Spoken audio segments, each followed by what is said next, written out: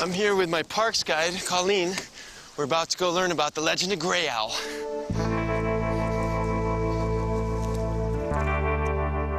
The trip to Grey Owl's cabin starts in Prince Albert National Park on Waskesiu Lake, ending up in Lake Ajuan. During the 1930s, Grey Owl was Canada's most celebrated Indian and conservationist. His cabin is so isolated, it's a day-long epic journey just to get there.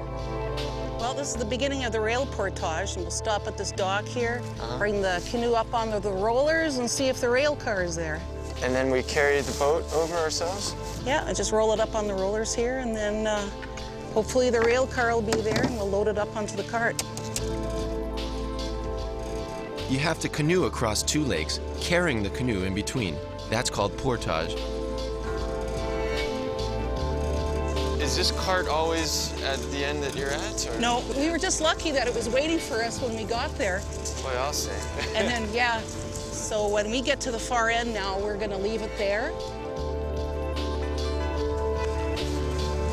And we made it. Yeah, end of the portage. It looked pretty flat, but a lot of it was uphill.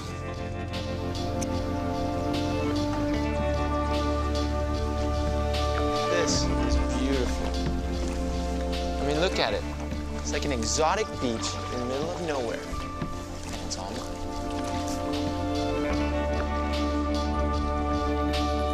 This is the first lake you have to cross. It takes about 4 hours to paddle across. Then, you get to the second portage. No rail car assistance this time. In the 1930s, Grey Owl started writing and lecturing about conservation, presenting himself as a half-breed named Grey Owl. Eventually, Grey Owl became so popular, Parks Canada installed him here on Ajuan Lake as a conservationist. Oh, look, here's the cabin. Where? Right around the corner here. Oh, yeah. Look. Wow. Oh, This is amazing. This is like your own private lake. that's right. That's what he said. Far enough away to gain seclusion. Initially a trapper, the transition to conservation happened when Grey Owl became attached to the orphan offspring of some beavers he had trapped. Oh, wow. It's an actual beaver lodge here, huh? That's right. Actually, this cabin was designed so that the beavers could make their home in here. Might be the only cabin like this in the whole world. I would think. Yeah, so his pet beavers, Jelly Roll and Rawhide, they built their home right in with Grey Owl's home. That is wild. So the cabin was designed so that the beaver lodge could be half in the cabin and the other half is outside So the cabin. they can go in and out into the water. That's right, and in and out of the cabin that way. Way ahead of his time, Grey Owl spoke and wrote of the threat civilization posed to native peoples and wildlife. His fame eventually resulted in a command performance at Buckingham Palace in 1938. When you see these photos, you understand how he could pass as an Indian. But he wasn't quite what he seemed. So tell me, Colleen, now that we're here, who is Grey Owl? Well, Grey Owl was actually an Englishman who was born as Archie Bellany in England, and he always dreamed of becoming an Indian and also about the wilds of Canada. His big reason for coming here was to go into the wilderness and to find some Indians and live with them and learn how to live their ways.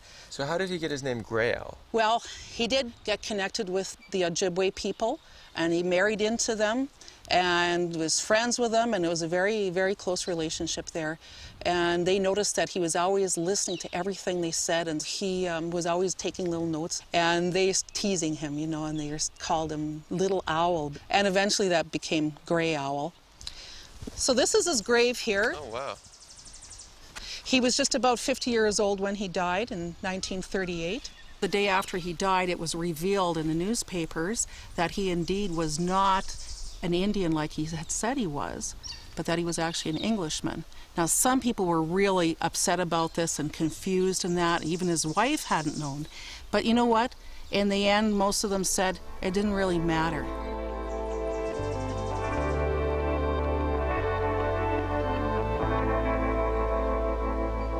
He seemed like quite a complicated man, and probably somewhat tormented too.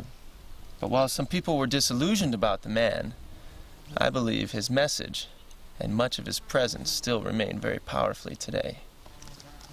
I think going to his cabin brought home to me not the fraud about who he was, that he was actually British and not a Native American, but that he really was for promoting the nature in this area and how much he really did love the area. It was a beautiful area, and so I can envy him living on that lake. It's beautiful. You can't camp at the cabin, but this campsite is only about an hour away.